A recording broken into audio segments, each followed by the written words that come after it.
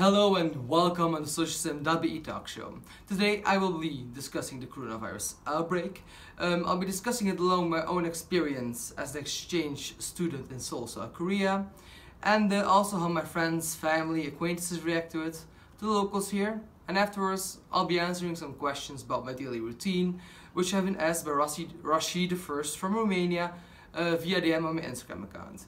If any of you guys also have any questions or remarks, you can always DM me or just leave them in the comments below. I'll be sure to respond.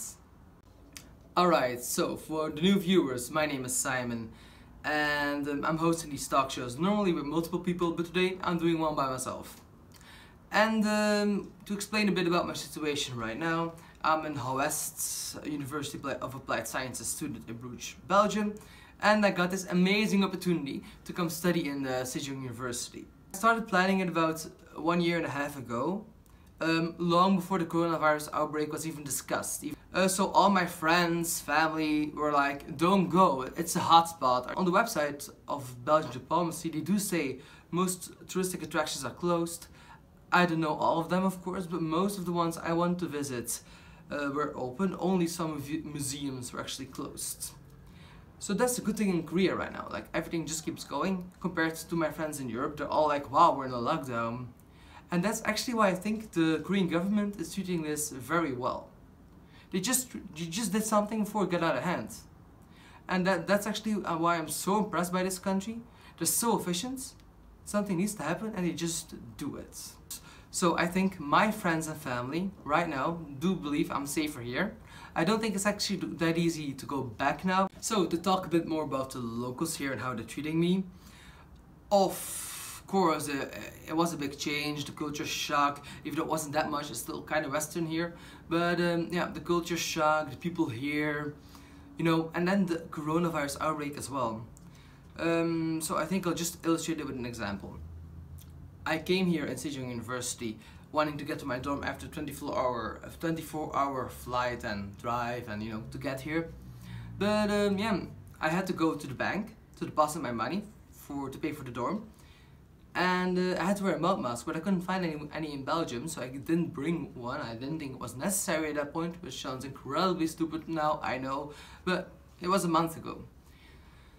So I came here, I deposited my money into the bank after walking around for a mouth mask 1.5 hours since I couldn't get into the bank without a mouth mask. And then I got into my dorm and everything was okay, but that just illustrates they were actually taking care of it. They didn't hate foreigners, they didn't like scared of them, they're just taking precautions. So, to talk about the questions Rasi asked me, I don't know if I'm saying your name right or wrong, I'm sorry, but I hope this answers your question. Like, you wanted to know how my local university is handling it. So, they're actually self-quarantining people who come in after I thought that was the 15th of March. There were some Chinese students who arrived as well, and they have also been quarantined for 2 weeks, and they've just been released a day or two ago. They're also preparing hand sanitizers everywhere. We're also able to freely buy masks. Depending on your birthday, you get 1 day in a week where you can get your masks, which is actually quite an efficient system, so not everyone goes on the same time. Give off signs and instructions how to use it, and they're just being really careful without being too overly dramatic. I hope that answers your first question. Now, to go to the second one, how the Korean government is treating it. You told me you thought they were treating it quite well. I can say they actually are. They cleaned the streets with some product. I didn't see it myself because probably at night. But they're making you wear masks in the metro. You're obligated to. I don't think they'll arrest you if you don't. I haven't tried it yet, of course. But they're being really careful. And they're not taking any unnecessary risks, which I think is very important.